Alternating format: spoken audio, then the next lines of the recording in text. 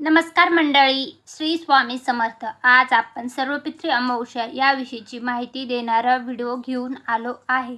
ही अमावस्या 3 October बुधवार रोजी आलेली आहे।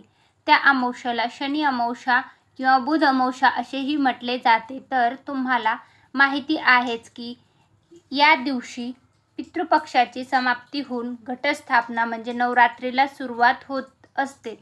तर तुम्हाला या सर्व पितृ अमावस्येला काय उपाय असणार आहेत ते मी तुम्हाला सांगणार आहे।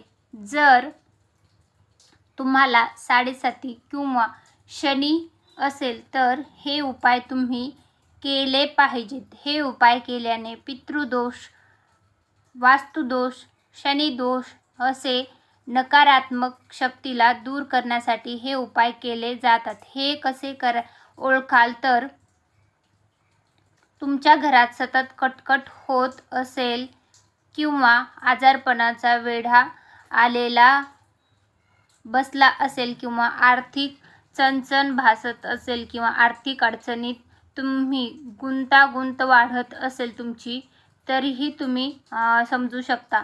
तर सर्व काही असून हे घरात आनंदी वातावरण राहत नसेल तर समजून जावे तुम्हाला कोणाची तरी नजर लागली आहे। तर तुम्हाला ती कशी दूर करायची यासाठी अमावस्येला तुम्ही दुपारी 12 ते 3 वेळेत हे उपाय करायचे आहेत। यासाठी आपल्याला दही व भात हवा आहे।